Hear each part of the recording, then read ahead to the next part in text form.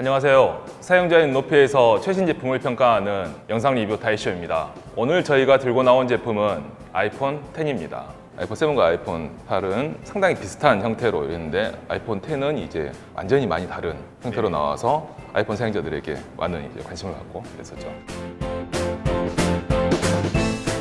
한번 디자인부터 하나씩 살펴보도록 하죠. 가장 큰 변화라고 하면 아무래도 이제 그 화면비가 길어졌기 때문에 기존 대비해서 5.8인치 디스플레이가 탑재됐음에도 불구하고 7 플러스 8 플러스인 5.5인치보다는 좀 더 이제 폭이 작고 슬림한 디자인, 그리고 기존까지는 그 알루미늄 메탈을 써서 프레임을 둘렀었는데 아이폰 X 같은 경우는 스테인리스 스틸로 바뀌었거든요. 아무래도 강성이나 이런 부분들이 좀 더 좋아졌다라고 볼 수 있고요. 좀 더 튼튼해졌다라고 네. 할 수 있겠죠. 그리고 과거 아이폰 4처럼 뒷면이 글래스. 이 뒷면이 이제 유리인 거죠. 예. 그리고 상단에 또 다른 게 있죠. 예. 저희가 이렇게 비닐을 쓰고 나온 이유 중에 하나이기도 하지만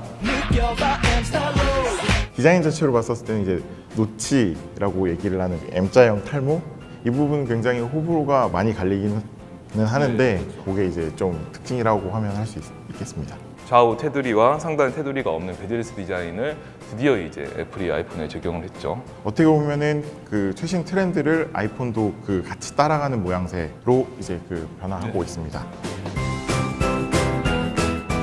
그러면 이제 카메라를 한번 살펴보도록 하죠. 가장 눈에 띄는 부분이 가로 배치였던 듀얼 카메라가 이제 세로 배치로 변한 부분이 이제 가장 그 큰 변화라고 볼 수 있고요. 카메라 두 군데 다 그 OIS가 탑재가 되어 있습니다.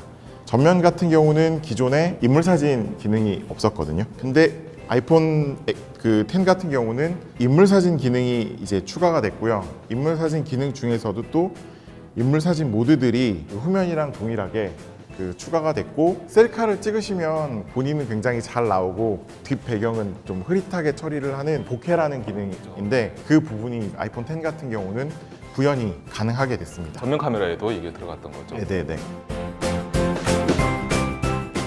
자, 그러면은 성능은 어떤가요? 작년에 나왔던 모델 대비는 25% 정도 성능 향상이 있었습니다. 근데 사실 그 부분보다는 가장 중요한 부분이 새로운 A11 바이오닉 칩셋이라는 칩셋을 발표를 했고, 아무래도 그 뉴런 엔진을 사용을 해서 애니모지라던가 페이스 아이디라는 거. 그 부분을 사실은 처리를 하는 거기 때문에 전작 대비해서는 굉장히 큰 특징이라고 할 수 있습니다. 풀 디스플레이를 탑재를 하면서 하단의 버튼을 없애고 그 버튼에 들어가 있던 그 지문 인식을 그 삭제를 했거든요.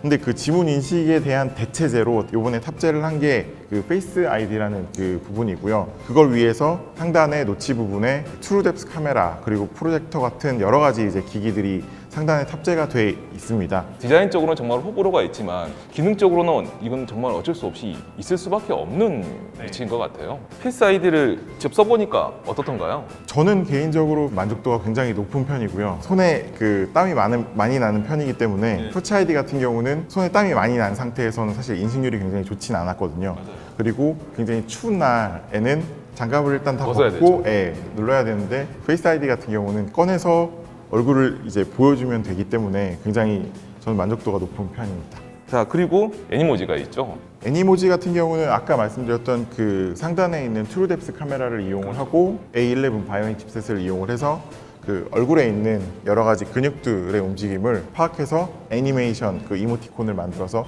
상대방한테 보낼 수 있는 기능이고요. 그런데 이거를 그러면 아이폰 사용자들만 서로 아이메시지로 주고받을 수 있지 않을까, 그런 생각이 좀 들더라고요. 애니모지 같은 경우는 일단 그 녹화 기능으로 해서 아이폰 사용자들한테도 보내는 부분이기 때문에 기존의 안드로이드 사용자들한테도 비디오로 이제 그 비디오 메시지로 보낼 수 있는 그런 기능이 있습니다. 그리고 전작 대비도 가장 큰 차이점 중에 하나가 무선 충전이 아닐까 싶어요. 이전에 아이폰 6와 아이폰 7이 계속 해왔던 이 뒷면의 이 금속 재질의 이 뒷면을 이 강화 유리를 쓰게 할 정도로 큰 변화입니다. 무선 충전 직접 써보시니까 어떻던가요? 충전 효율도 굉장히 좋은 편이고 사용하는 데 큰 불편이 없이 쓰고 있는 그런 상황입니다. 근데 조금 아쉬운 점은 아직 애플이 정식 무선 패드는 나와 있지 않죠. 이제 마지막으로 가장 중요한 얘기를 해보죠.